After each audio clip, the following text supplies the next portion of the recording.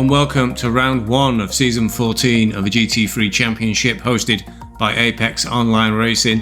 This is tier 6 and we're racing the first round at the Circuit of the Americas. The weather is looking very good, lots of sunshine, no sign of rain or bad weather on the horizon. Coming away from qualifying, Jesse Halen for Big Boy Box Racing qualified on pole with a time of 2:06.835, nearly over half a second clear of his closest rival. Steve Banks qualified in second place with a time of 2:07.1. On row 2 in P3, Mrasis Briznieks in a Mercedes AMG. Don Clayton is alongside him in P4 in a Porsche 992 GT3. Row 3 in P5, Matthias Arquette for Green Cow Racing is in an Aston Martin. Alongside him in P6, Manuel Duque for Gently Bentley in a Bentley Continental. Row 4 P7, Mikhail Kaminski in a McLaren 720S GT3 and also in a McLaren 720S GT3 alongside him Joshua Wilmot for Big Boy Box Racing. Row 5, Lucas Palivka in a BMW M4 and in P10, Paul Martin also driving for Gently Bentley in another Bentley Continental. That rounds out the top 10 for qualifying. And let's get straight into the first round of action for this season of racing in GT3s.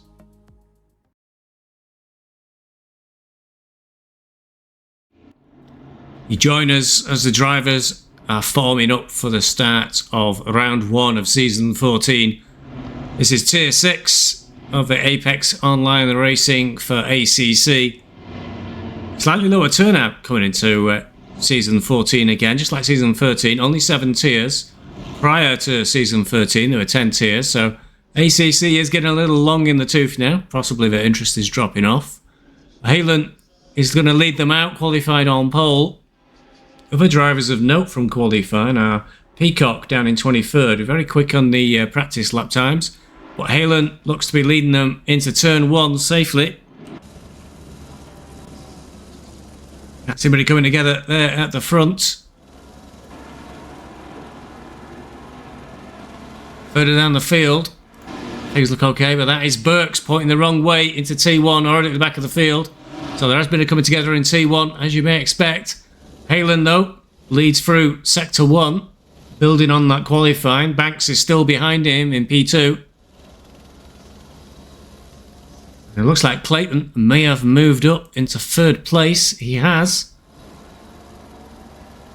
Briznieks, dropping back 1 place into 4th.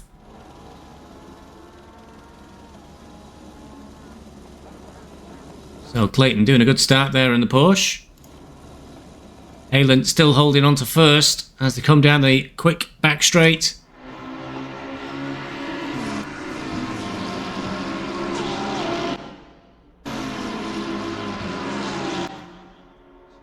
Everybody pretty close up behind. We're going to have a go into the end of the straight. Certainly that BMW is behind. Is it Palivka? Sorry. Dives up the inside of Arquette and Wilmot. That could be 2 places in 1 there for Palivka. Moving him up into 7th place already on lap 1, so making some quick early moves. He's got the one of the Bentleys ahead of him. The Bentleys qualifying very high up the field. They've got a real benefit in nearly every single round, and the newly introduced custom bop for ACC, which has given them minus 40 kilograms, so a massive advantage for the Bentley in almost every round. I think it showed up in qualifying where they were well up the field. Into the end of lap 1, Halen still ahead.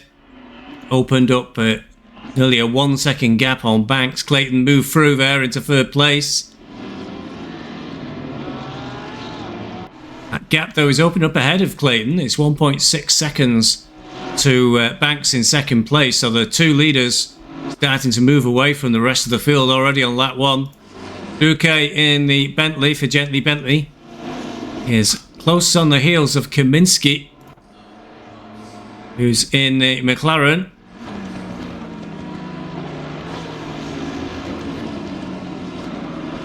Rest of the field pretty close together. Morphy of visually impaired racing. For anybody who tier 6 watching this, watch him on the left hand side, as that's the side he can't see you on. Here's myself for Beeswax Racing in the 833 Porsche. Peacock, remember he qualified quite a long way down, but we did observe he had some good pace from the practice sessions, and his hot stints already moved up to 12th position. We're only into lap 2, so starting in 23rd, by the end of lap 1 and into lap 2 he's already up to 12, so Peacock making a great start. Halen's lead over Banks being chipped away slightly, only 0.8 of a second, but there's really not much in it. But already Clayton now 2.3 seconds behind, and a little train forming behind Clayton. Berezniks has tried to close back up to him. So in 3rd place Clayton, Berezniks is in 4th, Kaminsky 5th in the McLaren, and Duque for Gently Bentley in 6th place. Then there's a good gap down to Polivka in the BMW, who we saw going through at the end of the back straight. Catching a bit of the sausage curbs there, going through the final corner. Akeret will want to get that place back, but I don't think he's close enough going into turn 1. Akeret with Paul Martin for the other Gently Bentley driver right on his tail. Looked a little uncomfortable there for the BMW going through turn 1, but the Aston was not close enough. Schmiziak is in 11th place, with a bit of a gap ahead of him to 10th. He's got Peacock though now moving in on him.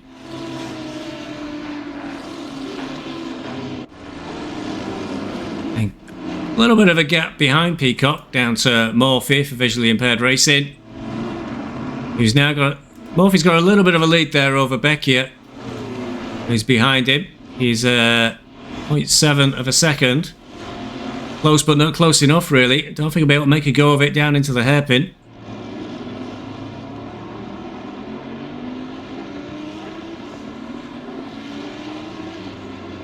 And Lord Nem, the other Beeswax Racing driver, again just a few car lengths off Becchia, down in 15th. By this point I dropped down to 17th, having a bit of a collision, having gone through T1 on lap 2 with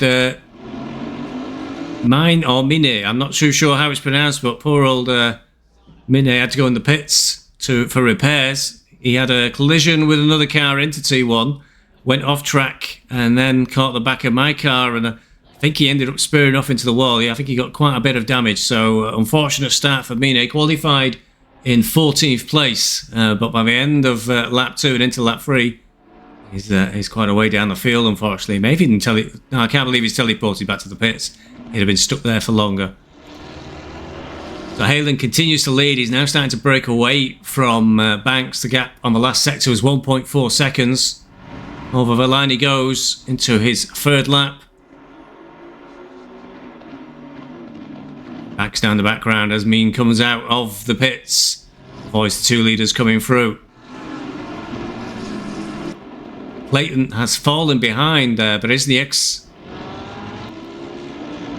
Clayton in the Porsche dropping down into 4th. Big gap there. So I think there's been a mistake by Clayton somewhere, because he was nearly a second ahead, I think, of Berezniks, and now he's over a second behind.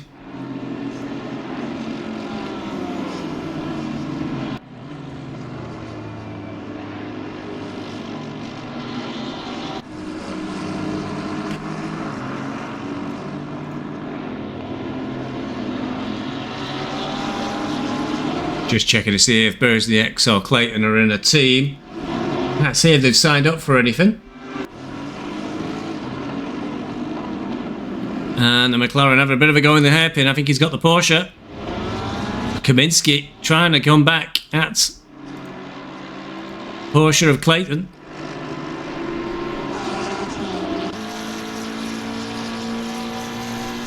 Means he's on the wrong side really to make an attack down into T1. Clayton's covered off the inside of the corner, forcing the McLaren the wrong way round. But he's going to carry it too deep. No, great corner there by Clayton. Stays ahead of the McLaren this time round. Got Duque in the background, looking for an opportunity. Just in case the two ahead of him had a little bit of a coming together, but they're keeping it very clean. And Polivka is also on the back of this now.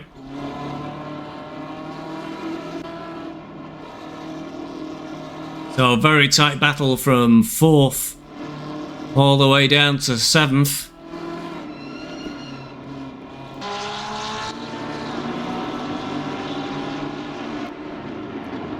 Around the final corner. Getting a good exit here will be important for the Porsche. Needs to keep ahead of the McLaren into T1. T1 being very difficult to defend as the approach is so open. Duque's having a look at the McLaren instead. He's putting the McLaren under pressure. Goes up for the inside and the McLaren goes way, way, way wide and overshoots the track. So Kaminsky really messes up T1 there. There was nobody near him, so maybe he just frightened himself. That's giving Clayton an opportunity to try and pull away from the group. Kaminsky will drop to the back of these 4 now.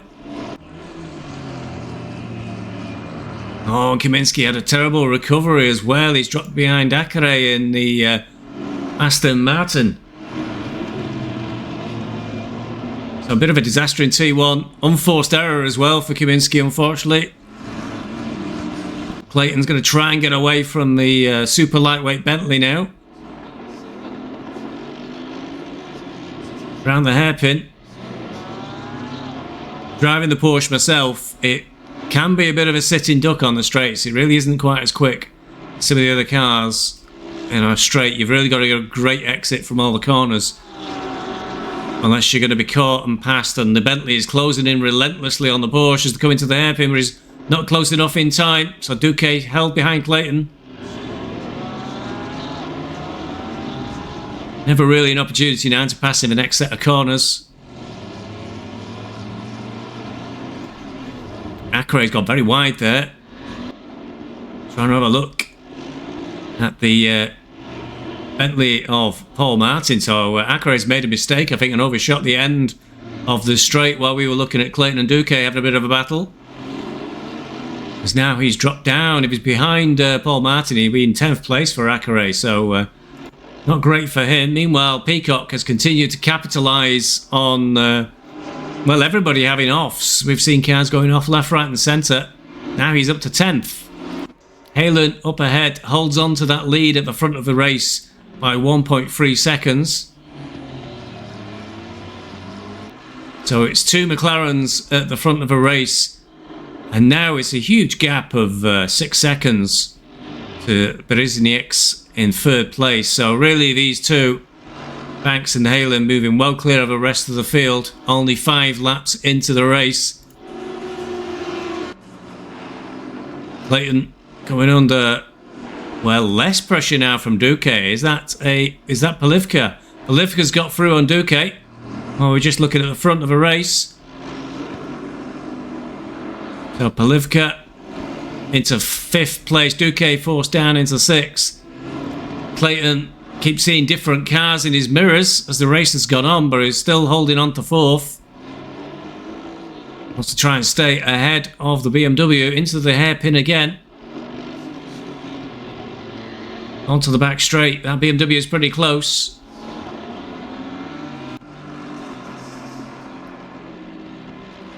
Polivka's closed right up on the Porsche. It was only 0.8 of a second at the end of the last sector, but it looks too far back there to have an attack into the end of the straight. There's a yellow flag ahead.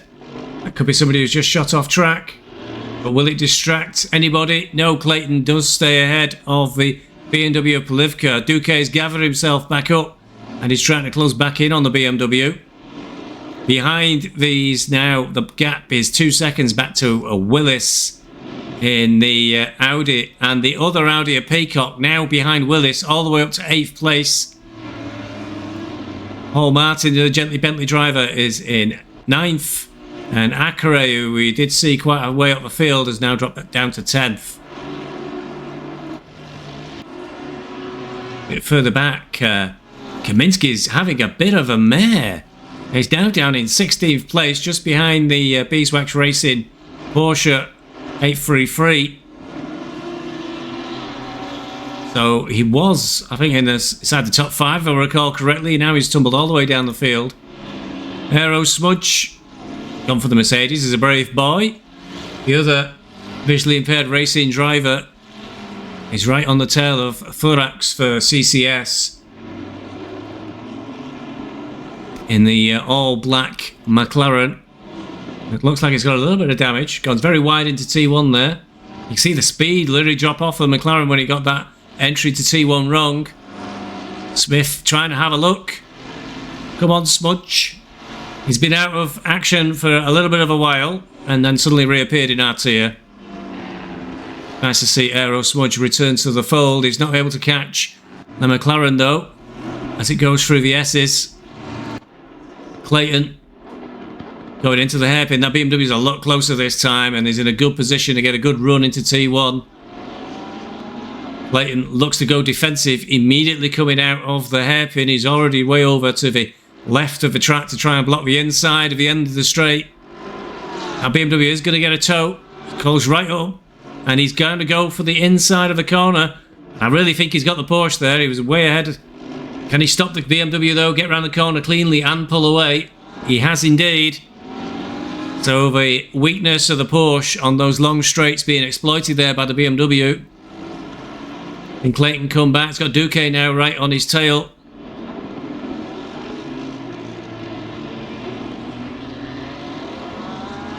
The Clayton under continuing pressure as we're coming towards the complex of corners in the final sector.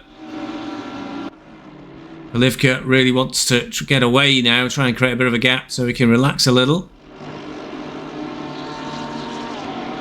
Will Duque being able to get an attack into T1 on the Porsche? He's right on the tail of the Porsche coming through the final corner.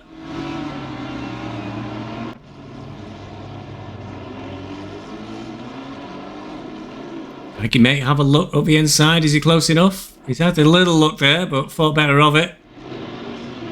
Sweep round T1 and away they go again. Meanwhile, loading them all over the back of Becchia. We got a Mercedes coming out of the pits. I think that is Senna, who's had a bit of a problem. And I think Senna may have also got, yes, I recall this, he got a stop-go 30. Unfortunately for Senna, speeding in the pits. I think he got involved in some sort of incident, had to box for repairs, and then really suffered. And we got Braga, Corinthians, Finus. Also got a drive through already, catching a lot of sausage curb there and loses the rear end. But we're only 7 laps in. He's already picked up 4 cut warnings for Corfinas. And he will have a drive-through to serve as well. So already at the back of the field with a drive-through. His race going from bad to worse. Kaminsky still on the back of the Porsche. Senna pulls over to let Linnick through. Linnick trying to get a tow from the Mercedes.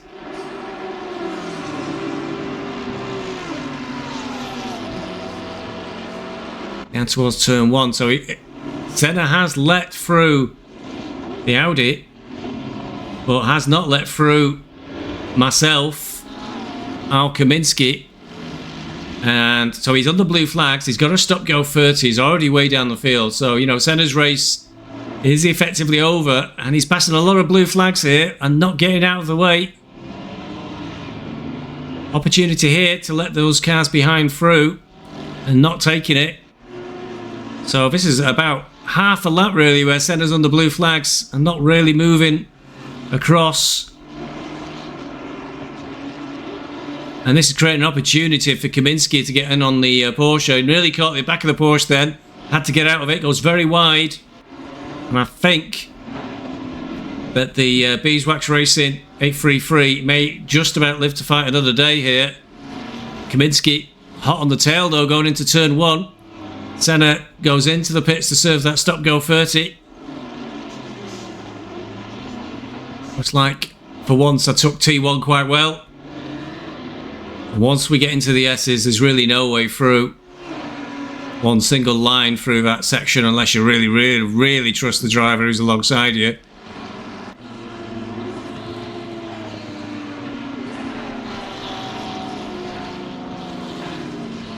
into the 8th lap. Not even a third of the way through the race yet, and battles are quite intense up and down the field. Looks like Kaminski's opportunity there with that back marker may have gone. Lord Nem still on the back of Becchia, the other Beeswax Racing driver, trying to find a way through on the Lamborghini. Out front, Halen's lead now is 5 seconds over Banks in P2. Oh, Lord Nem has messed it up, trying to get through on Becchia. He's got 4 cut warnings himself. Another driver with only 8 laps into the race, and he's picked himself up a drive-through. That's really going to ruin his result. Definitely going to put him slightly out of contention. There's a lot to make up there. A trip through the pits. So Halen well clear of the rest of the field. Banks still in second place. Brznieks in the AMG Mercedes is in third place, but he's a long way behind Banks, and Polivka in the BMW number 12 still holding on to Brznieks. Only just over a second between the pair of them, and just in the background, Duque now has made it through to 5th. Clayton in the Porsche has dropped down to 8th. Don't know if perhaps he's made a mistake somewhere. He's looks like he's just had Peacock go through on him, because on the last sector the gap to Peacock was just 0.039 of a second, so bumper to bumper. But now there's more than a few car lengths between Peacock and Clayton. So Peacock made it all the way up to 7th now from that starting position of 23rd. Halen out front, by the way, is in the team Big Boy Box Racing. It's quite a tongue twister. Thanks for that, Halen. His teammate, though, is Joshua Wilmot, who I don't think we've mentioned so far. And it looks like he's not possibly racing. Oh, there he is. P19 in the Mercedes. In the McLaren, sorry. I think Wilmot did have a good starting position, because I recognise the livery there on the Mercedes, on the McLaren. But Wilmot down in 18th, trying to catch our Aero Smudge, a VIR racing team. Coming in towards the hairpin, so yeah, the McLaren may well have a go at Aero Smudge.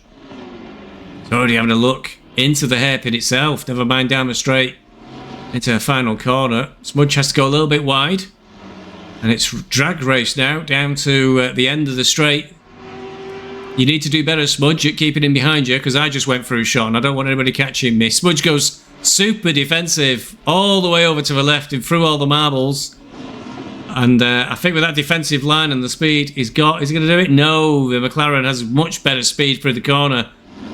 Smudge had to compromise his braking too much, being so far over to the left. So Wilmot for Big Boy Box Racing goes through into 17th position for us in the VIR racer, down into 18th.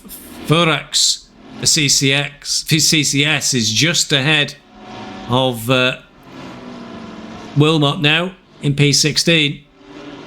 Wilmot a bit of a gap to close there before he can make an attack. Kaminski still stuck behind the Beeswax Racing Porsche, but that gap has opened up a little. Wonder if he's perhaps overheated his tyres, trying to force his way through. Kaminski not able to get that pass made, and the gaps are really starting to open up now in the field. Halen's lead is just under 5 seconds. That'll be a back marker. Is that Meanit or mine? Just behind him, I think. Banks just under 5 seconds behind, and still Brznieks in third place is a further 7.7 seconds down the road.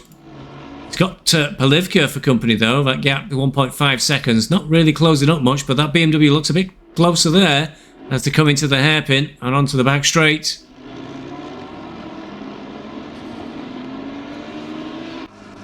Don't think he's close enough to make an attack into the corner at the end of the straight. Duque in the Gently Bentley Racing.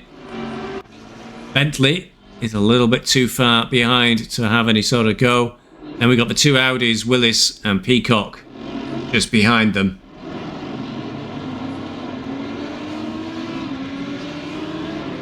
No effort there from the BMW to get through on the Mercedes. Clayton has now just slipped his way down into 8th place.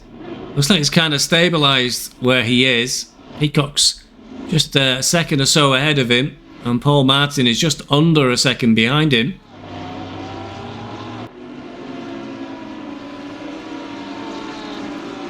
Accurate rounds out the top 10. Having had that misfortune earlier on where he just dropped a little bit down the field. Akare and Mine, whichever way you pronounce it, I'm sure he'll tell me in Discord if he watches this. Both for Green Cow Racing. Sure that means something where they come from, but they are the Green Cows. Shmizak down in 11th.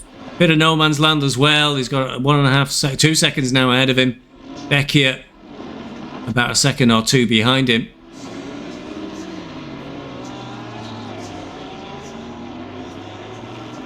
Kaminsky's managed to catch up with the Porsche for Beeswax Racing. Now up to 13th. Does get a look at the inside there, but the Porsche's got better line for the next corner. And he's already a length or two ahead. Porsche seems to get a very good exit out of T1. Kaminsky reasonably close to the Porsche, but no way through in this section. See if he can get a good run into the hairpin and then down the back straight. That's really one of the better opportunities to do a pass. Furax for CCS just in the background of these three. So Kaminsky and Furax perhaps being held up by the Porsche. But I'm going to claim it's good driving by me, really, that's defending that position well.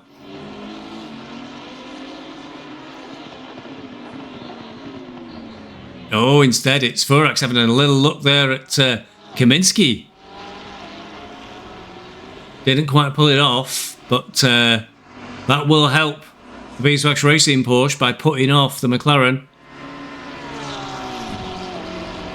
Beeswax going defensive there, but not really necessary. The McLaren was too far away into the end of the straight. Kaminsky needs to be careful about not overdriving, trying to get the pass. Caught the big sausage curve there where the Porsche didn't, and even that will just create a little bit more of a gap. Make the Porsche feel safe. Furax for CCS Racing. His teammate is Juvenal, who's unfortunately down in 30th place, the 131 Ferrari. So one's gone all black and one's gone all white. But Juvenal not really under any direct threat at the moment. The gap behind Barrija is 5.6 seconds, and then Byford in the 505 McLaren, he's 16 seconds further down the road. Senna still going. In a really difficult race with that drive-through, then a stop-go 30. Halen out front has extended his lead to 8 seconds, but is in the pits now as drivers start to go in for their mandatory stop. Now we'll promote Berzniaks into the lead of the race. Duque has closed up on the Berzniaks now. It's only a second. Willis has closed in right behind him, and Peacock, right in the back of the shop there, is now in 4th. So strong drive again by Peacock, all the way down from 23rd on the grid. I'm not going to stop picking on the Bentleys all season for having that minus 40 kilograms benefit. So I think in some cases they are 60 kilograms lighter than some of the other cars around them. Some hefty plus ballast penalties for some of the cars coming up this season. I actually chose the Porsche myself, which is normally a really hard car to drive, as Peacock here makes a move on Willis in the other Audi. But the Porsche has got virtually no ballast penalties on nearly all the circuits. But you can't be sure, because the ballasts are being reviewed constantly. Oh, that won't help Peacock at all catch the sausage curbs like that. He definitely won't be doing any passes now. But the ballasts are going to be reviewed constantly, and you can't really say with certainty what ballast you'll have for each round, because it could change before it's finally locked down the week before the race is going to occur. Clayton coming under some pressure from Paul Martin, but is pulled into the pits. As more drivers go for their pit stop. Berznieks is in. That looked like Willis. No, is it? No, Peacock's gone for his stop. Willis stayed out. Duque stayed out to take the lead of the race for the moment. Kaminsky has decided to pit. He's fed up looking at the back of the Beeswax Racing Porsche. So he's boxed for his mandatory stop. Furax stayed out for CCS. So Duque, at the moment, in the lead of a race. He'll have to box soon, though, for his mandatory stop. He's got Willis, though, right on his tail in the Audi. And the Gently Bentley teammate, Paul Martin, he's now in third place. He's temporary, though, until the stops are completed. Peacock in the pits. Morfitt also taking his stop. So we're in that interim period now where you don't really know the actual position. Lost a bit on edge there for the pit stop for Elford as he just nipped into the pits then. ACC now is quite brutal. If you overspeed in the pits, you'll get a penalty. Stop go 30, and that really is it. That's it. When you get a stop go 30, your race is really done for. It's like doing an extra pit stop and can really put you right to the back of the field. That Porsche's looks like it's been in the walls a little as well. Duque continuing to lead out ahead of Willis. Gap's pretty small. Or is either one of them going to dive into the pits now for the mandatory stop? Yes, Duque dives in and Willis at the same time. Elford's been there a long time in that Porsche. Paul Martin also into the pits. Luckily, cars go invisible in the pits and also ghost through each other, so no issues with double stacking for the Bentleys.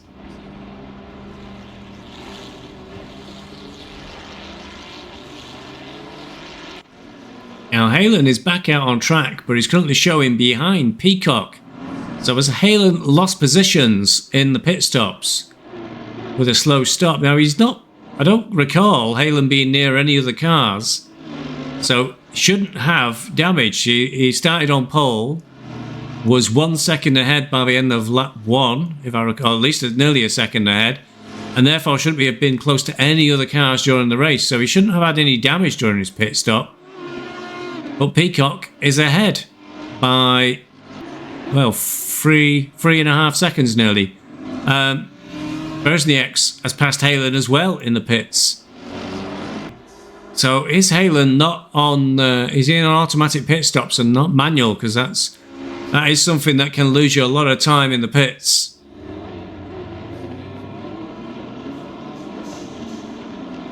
Halen trying to find a way past Berznieks already. Did have a look after the race, and Halen's times were nearly all in the 2 minutes 7 seconds, which quite a few of us struggled to get even once. Paul Martin, 7th place, but not for long. Just as we predicted, you have to be careful in your pit stops in ACC. Any slight overspeed, and you'll get what Paul Martin has, stop go 30. So Paul Martin's race really screwed over now. He's currently in 12th. There may be drivers ahead still to do their pit stops, but Paul Martin will have to stop again within 3 laps, and that's really going to put him down the field. Losing the back end there as well to add insult to injury. I've come out just behind Paul Martin. I may have been a little gleeful when I saw the stop go 30 come up, and I knew that was an easy place for me. But I qualified in 15th, if I recall correctly. I got put into the wall on lap 2 and had nearly 15 seconds of damage, which was quite a lot. But I think it was mostly on the side of the car. So I decided not to repair it and keep going, and that's, I think, helped me move up the field a little bit. I had a very quick pit stop. That was nice and slick. So we're currently showing P13, but I think there's quite a number of drivers ahead. who's still yet to pit. So everything has to shake out and settle down yet. Vecchia in the pits. Merckx diving into the pits now. Polivka, who was close to the front, stays out. So Polivka will take the lead of the race for the moment. Duque, good position in 4th. I don't know if he did take his stop, didn't he? So Duque has taken his stop and he's retained his position. So he's done a good stop and didn't allow Peacock to get ahead of him in the pits. But Peacock's now right on the back of the Bentley. 15 laps in, we're just passing the halfway point really in this race. This is why you see most of the drivers trying to split their strategy half and half to try and get the most from the sets of tyres. Coming down towards the hairpin very soon for these two. And Peacock really close to the back of that Bentley is really looking at an opportunity. Final corner now before we head down towards the hairpin. Finished off the S's. There's a drive-through for Polivka. That has put that BMW probably out of contention. He was well up the field. But he's done one cut too many. Very easy to do at COTA. It drives a lot of drivers mad how brutal the track limits are here. Audi doesn't look close enough to make an attack there into the final corner at the end of a straight, and isn't. And into the complex now. You could almost call this an arena section, but usually there's no way through in this part of the circuit. Peacock will be looking to get a good end to this section through the final couple of corners, so he can be just in the right position to have a go at the Bentley all the way up the start-finish straight towards T1. Bentley going a bit wider than the Audi there. Audi's pretty close as to come into the final corner. I had a lot of trouble getting this corner right, just the right way. Didn't hit the sausage curbs, so Peacock's in a good position to try and have a go into T1. But will the lightweight Bentley be able to stay away? It appears to be pulling away there on the straight. Through T1 they go. And no, Peacock was not able to get it done that time round. Willis and Accurate side by side. And that looked like a defensive move there from Willis. Still in front of the Aston Martin. Gap in the last sector was 0.002 between these two. But that looks like the Audi's pulling away sharply from the Aston Martin. So the Green Cow Racing driver got the pass done, but didn't do it legally. He's got another track warning and he's got a drive-through. So Willis's race for Green Cow Racing going down the toilet. That drive-through is really going to hurt him. Accurate will be well clear then of the Audi, and I think at this stage of the race we'll not expect to see it again before the finish line.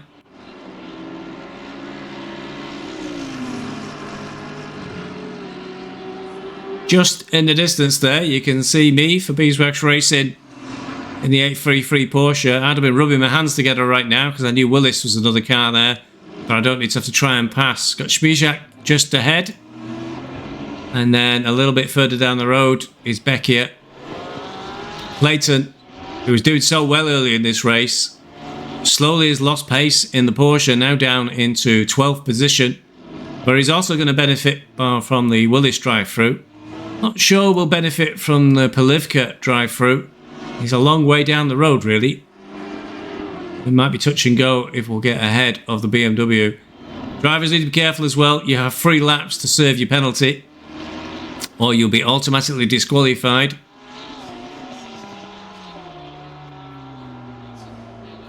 Livka staying out at the moment, so needs to be mindful of when he needs to serve that penalty.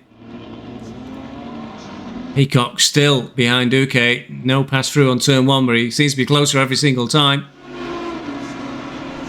Timing boards show the gap to be pretty much steady. It's now 0.4. I think it was 0.5 a little earlier on.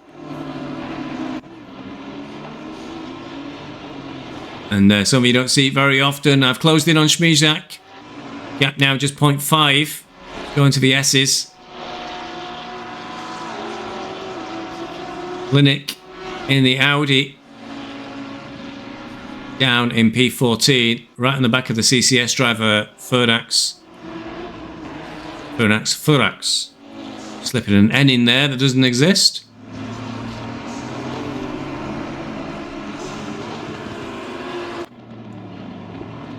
Wiesnen, 251 McLaren. Down in 21st. It's got the Green Cow Racing, mine, Mine. We'll get it right one day. Just ahead of him. And Morphy, blind guy Morphy, officially impaired racing, down in 23rd. I think he had a bit of drama. He had quite a bit of drama. I think he ended up coming together with one of the drivers who's now left the race more than once, and I think has consequently dropped down the field. Trying to get a look there though on that BMW. That BMW's gone very wide. Is that Burks?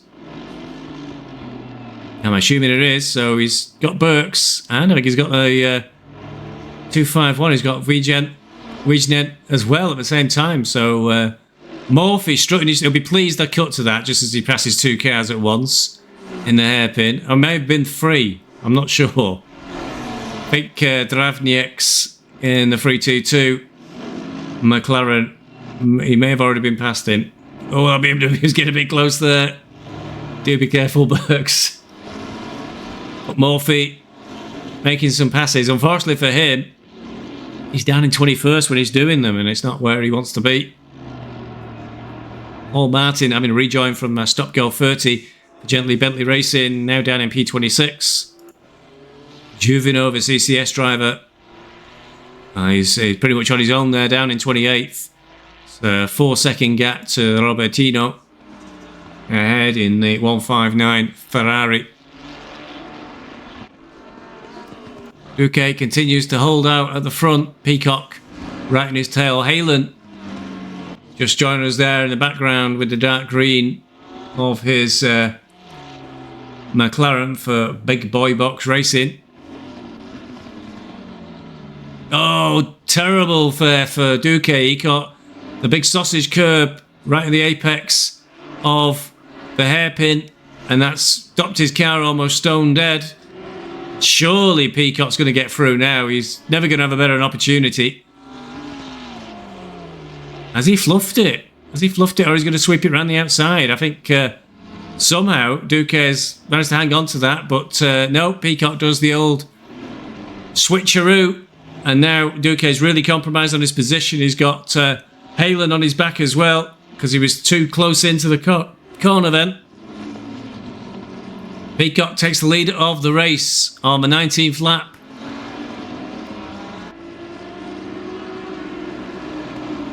Peacock takes the lead of the race on the 19th lap. Halen, he's sizing up Duque for a pass. So Duque needs to keep focus. I'm sure his crew chief is telling him to pull his finger out. Stop messing around. He was catching that sausage curb on the hairpin that undid him. Peacock now will move to the top of the leaderboard on the computer as we've just reached the end of the sector. And he'll want to try and get his head down now and get a bit of a gap on the Bentley. But oh, look at that. Halen's trying to get up the inside of Duque, but he's on the wrong side then, really, for the next corner. Now they're going to be side by side into the S's. Are they? No. Halen's erred on the side of caution. Very, very dangerous to go side by side through the S's. Third is better than 15th if you end up in the wall. But whilst these two are scrapping, that will allow Peacock to try and build a bit of a gap. He's already got to nearly 0.8 of a second. Whilst Duque is having to look in his mirrors. through the hairpin. Don't catch the sausage this time. Makes it cleanly. But is the McLaren of Halen going to have a bit of overspeed towards the end of the straight? Don't look anywhere near close enough, and he's not got that acceleration. So it's not going to happen this time round.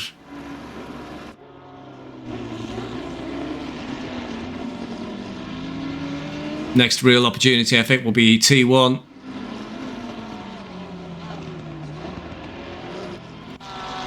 And meanwhile, looks like Schmijak may have made a mistake as well as we come down the back straight. Almost side by side. Still side by side. To the next corner. And still side by side. Porsche slips in just behind the Ferrari. Trying to put Schmijak off. Try and make him take a bad line. Clayton in the background. Was closing in for quite a while, and then I'm not sure if his tyres went off, but he stopped making progress and then slowly seemed to start to drop back as we move towards the end of the race. And it looks like Schmijak got to live another day then. That was quite a few corners there while they were side by side trying to get through. Duque at the front of a race. Got a bit of a gap now over Halen in third. But Peacock's catching traffic. Got the 579. Try and find that car. I can never see the numbers where I'm looking for them. 505. Who's really getting in the way there. He's definitely got blue flags. He's got the leaders right behind him. Really needs to pull over and lift and let the leaders through. I think he's finally doing so. But then he pulls right in front of Duque. That's really cost Duque a position. Then he moves across the track and nearly takes out Halen. So 505 really getting in the way there. Needs to be more aware, I think, you know, being honest. There's Byford of the leaders coming through on him, because that has cost Duque a place.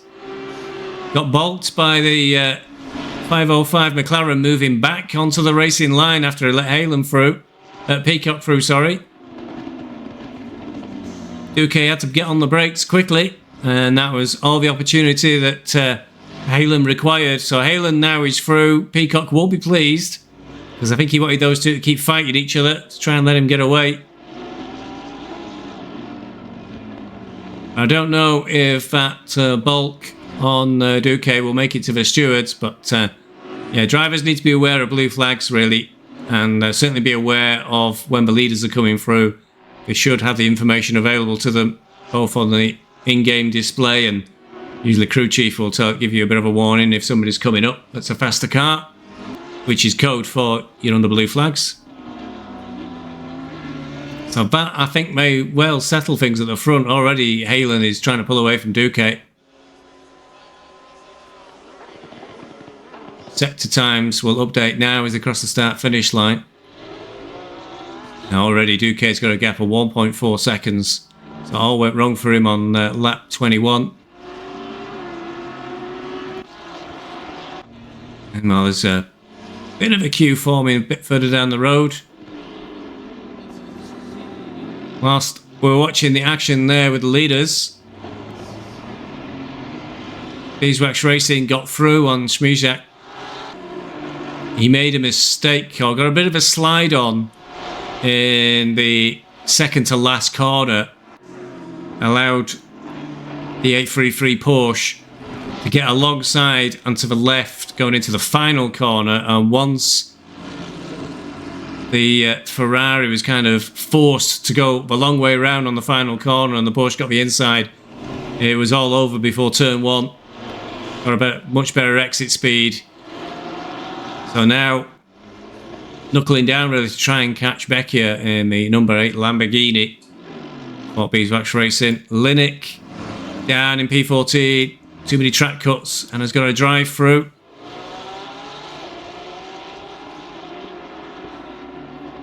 Same for Elford down in P29. Elford having a terrible race. I'm not sure if that's his second drive through. We saw him in the pits for quite a long time. So he's probably feeling quite miserable at the moment. This poor old Elford. There's nothing more depressing than a race that just gets away from you and you just feel like you're just going backwards all the way through it, and extra drive-throughs don't help. Traffic building up behind Schmizak. Clayton's still there in the Porsche. And Furax for CCS right behind him. Out front, it looks like things are kind of settling down a little bit. Peacock has got just over a second lead over Halen. There is no DRS in GT3 racing, so that 1 second gap being under it has not got a huge impact, but you want to try and keep it over a second if you can. You do get a bit of drag effect. You can get a toe in ACC. I think you have to be very, very close for that to really have a big impact.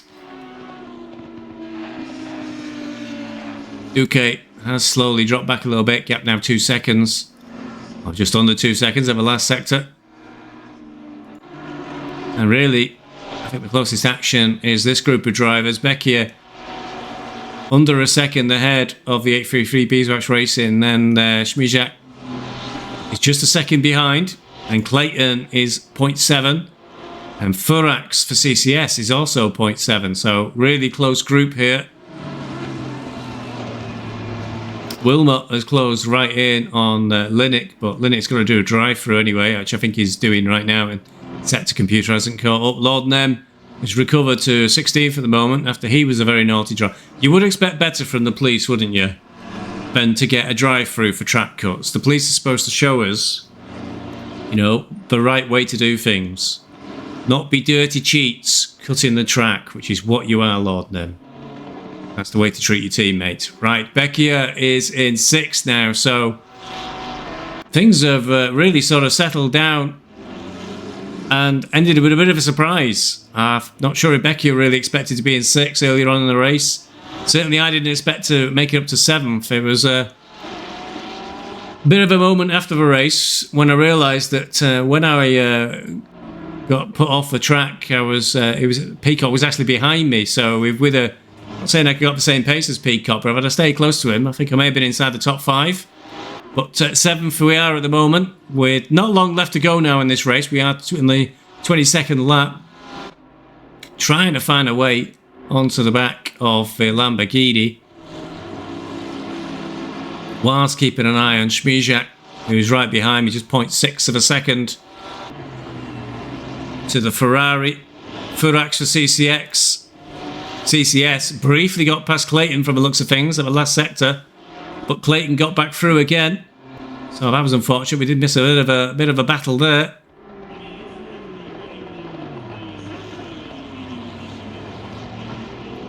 Round T1 they go. Oh god, that's 505 again, and again 505 really bulked the Porsche there. Had to slam the brakes on, and Furax CCS dove through, took the position. So I think 505 really needs to look at what they're doing underneath the blue flags, because we don't see everything in these races, where the playback options are limited. So I tend to go and look where the small gaps are, so we won't see all the backmarker passes or incidents that may go on, but twice, just by sort of randomly moving for the groups, we've seen 505 bulking drivers and costing them positions. It's went really wide as well again, then and onto the sausage curbs. A red Ferrari there, letting everybody through. In a way, it does help on the blue flags. Clayton's probably getting depressed here. I think Furax got through on Clayton and he managed to fend him off and get past him again, and then that happened a lap later. So he's probably chewing his steering wheel as we speak. He comes towards the end of the lap. All coming together from 5th downwards. The gap ahead of Acare, who's number 22, Aston Martin, for Green Cow Racing, who's in 5th. It's only a second ahead of Becchia. And then there's a real chain of cars. There's myself, 833 for Beeswax Racing. Schmizak dropped back a little bit, but it's still only 1.5 seconds. Furax at CCS is in 9th, and then Clayton is in 10th position. So all these drivers from 5th down to 10th, pretty close to each other. Out front, Dukes, I think, as his head has dropped perhaps. Now 4-second gap to Halen in 2nd place. I remember Halen was putting in lots of very quick laps, lots of 207s. It's pretty rapid for Tier 6. Peacock is holding him off though. Got the gap down to 0.76. 746, apologies. Going through the S's, so no chance of a pass there. A little bit wide there, just as we cut to it from the Audi of Peacock coming out of the hairpin. But that gap just looks too big for the McLaren to be able to make an attack at the end of the straight. See Duque briefly there in the distance in the background. Definitely out of the fight now. Pick for the win is between Peacock and Halen.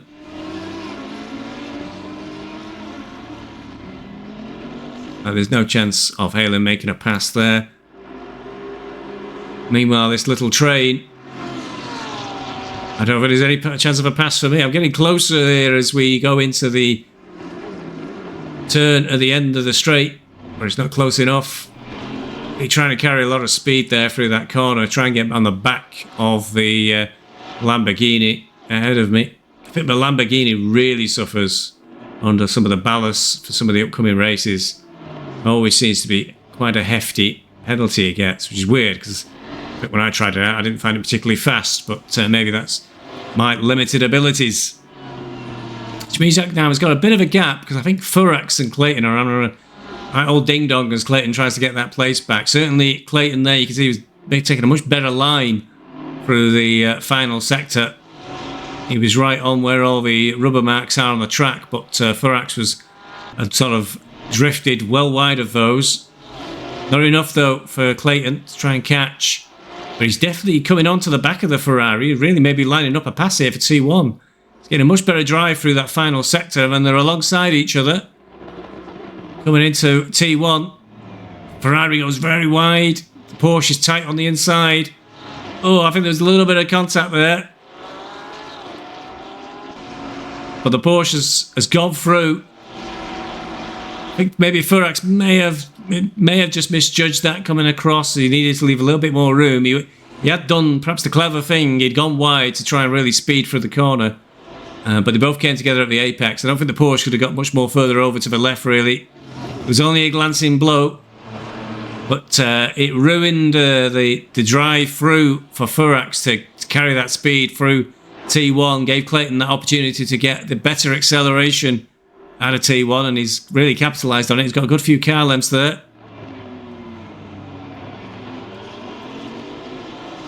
Round the hairpin they go, and Clayton really needs to get a good drive out of this hairpin. The Ferrari is undoubtedly going to be quicker on the straight.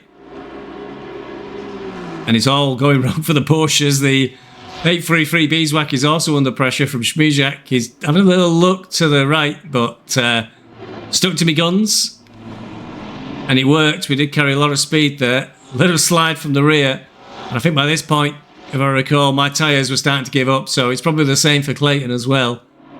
Desperately hanging on to our cars here at this stage of the race. And I think any thoughts of trying to get past Becky were really fading away. Because we just had no grip. It was getting worse and worse each lap, getting really slidey through the corners.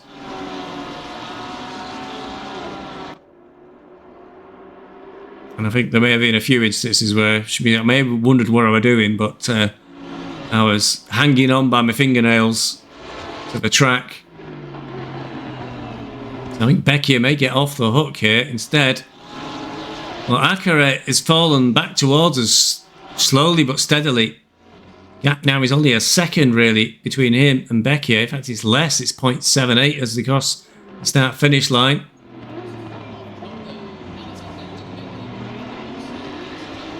So everything happening at just the wrong time for me anyway. My tyres were starting to give up the grip. We're very close to the end of the race.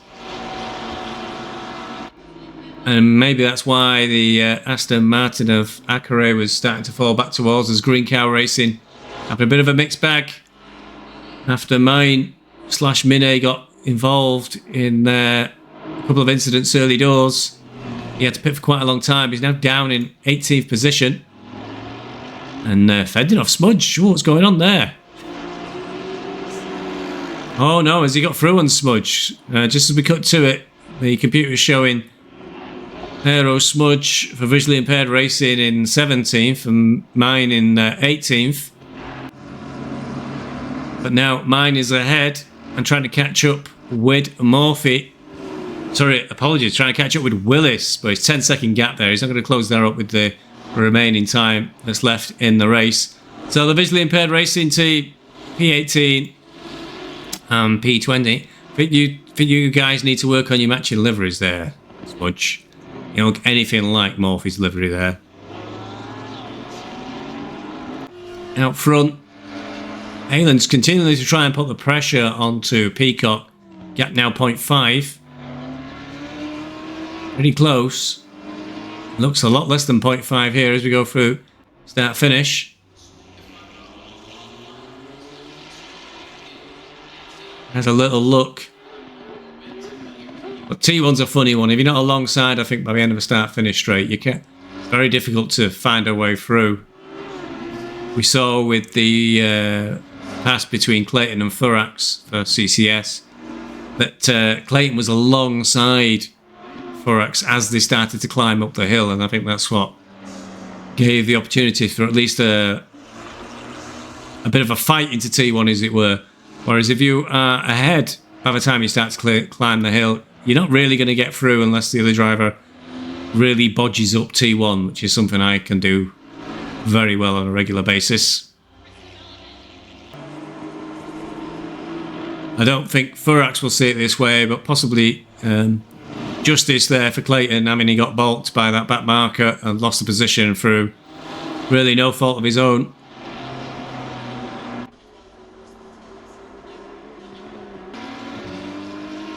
Into the final sector for the leaders.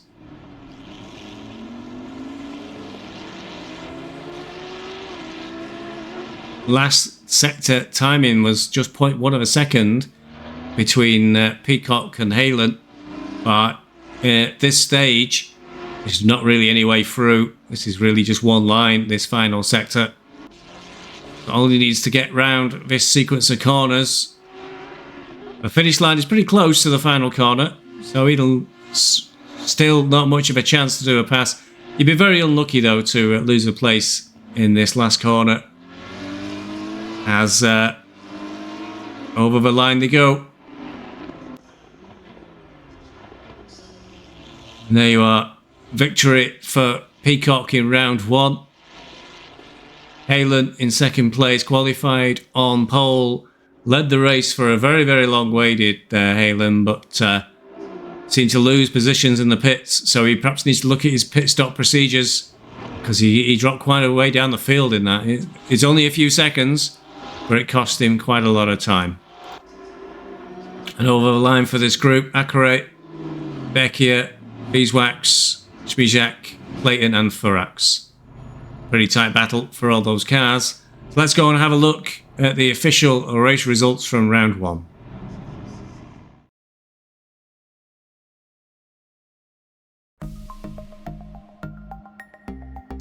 So here are the official race results from round one at COTA for Tier 6 in Season 14 of the Apex Online Racing ACC GT3 League. James Peacock, having qualified in 23rd, did a strong drive through the entire field, it felt, to finish first. Jesse Haylen for Big Boy Box Racing qualified on pole, led all the way up to the pit stops, but came out of the pits behind a number of cars, but managed to drive to a recovery in second place. Manuel Duque was battling at the front of a race throughout, but the Gently Bentley driver finished in third in the end. Steve Banks was up there also up until the pit stops, but came out again behind a few cars, and the gaps really stayed the same, so we didn't see much of him after the pit stops for all the drivers. In fifth place, it's Matthias Akeret for Green Cow Racing. He managed to hold off a number of cars that were building up behind him. Camille Beckia was in sixth. Myself, Steve Bezic for Beeswax Racing was seventh. Philip Schmijak was 8th, and Don Clayton in the Porsche was 9th. Pascal Furax for CCS, he came in 10th. An intense battle between all the way down from 5th to 10th, all the way up to the line. Lukas Palivka was in 11th place. Lord Nem managed to recover to 12th for Beeswax Racing. Richard O'Connelly was 13th, Mike Willis 14th.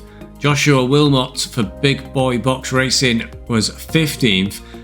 Mikhail Kaminsky, who we saw behind myself for quite a long time and was up there at the front of a race to begin with, he ended up finishing down in 16th, so I imagine he's a little bit disappointed with that after his strong start. A-Mine for Green Cow Racing finished 17th, he had quite an adventurous race. Dan Smith for Aero Smudge, as you prefer, for Visually Impaired Racing, he finished 18th. And it looks like Murphy had a really difficult end to the race because he was behind Dan Smith just before the end. Adam Burks managed to get to 19th. Nikita Linik, he got to 20th. Blind Guy Murphy for Visually Impaired Racing, he did finish 21st. Giles Harding for Nighthawk, so I don't think we may have seen much of in the race, he finished 22nd. Paul Martin for Gently Bentley really fell back after that drive-through and finished 23rd. Ewald Wingen finished 24th. Rudolf Dravniks finished in 25th. Frederick Juvenot for CCS finished 26th. Ion Robertino finished in 27th. Trevor Byford in the 505 car finished 28th. We did see him getting involved in quite a few shenanigans with the leaders. Let's hope that improves. Next race round, Phil Elford finished 29th. We did see him having a pretty difficult time. And the last of the point scorers, Kukuljak Bahrija, finished 30th. Just outside the points is Jamie Sterritt for Nighthawks. Mark Nye was 32nd. Marcus Vriznieks. Now we saw him up front early on in the race, so big surprise, must have had a big problem. He dropped down to 33rd.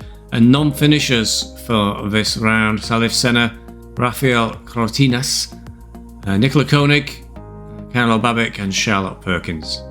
So the Drivers' Championship coming away from round one is pretty much as you would expect. The finishing order, Peacock in first place with 100 points. So a 12-point deficit for Jesse Halen already for Big Boy Box Racing, and Manuel Duque in third. For the Teams Championship, so Big Boy Box Racing, that strong finish for Jesse Halen, really getting them a lot of points. Joshua Wilmot was a lot further down the field, but they got 110 points. So they are 23 points clear already of Gently Bentley Racing, Paul Martin and Manuel Duque. That third place finish for Manuel Duque really helping bring in some points. Paul Martin, as we saw, was had a difficult race, finished a lot further down the field. Beeswax Racing, fairly solid finishes for both drivers. Myself, I was in 7th, Lord Nem 12th, so that puts us only 3 points behind Gently Bentley Racing. It feels like we're in this position every season. Green Cow Racing, Akare and Mine are in the 83rd, only 1 point behind Beeswax Racing. So second to third, you could even say first to fourth, very, very tight indeed. Small gap to CCS, Pascal Furax and Frederick Jovenot have 44 points. Visually Impaired Racing, Daniel Smith and Blind Guy Murphy, 26 points. And yet to score some points, Nighthawks, Jamie Sterritt and Giles Harding have yet to get some points on the board. And Rev Sport International, Adam Benjamin and Charlotte Perkins also didn't get any points this time around. So that's it for round one. Next up, it will be Zandvoort in Holland, and the weather's not looking quite as nice as it did in America. Very mixed conditions with a very high chance of rain. Very difficult to pass at Zandvoort, so it'll be interesting to see how that comes out. Qualifying will be important. Now that'll be live streamed from my cockpit on Tuesday coming, and ideally there'll be another commentated race coming out a few days later. Thanks for watching, hope you've enjoyed. Please leave a like and a comment if you have, and I shall see you at the next round. Cheerio, bye bye.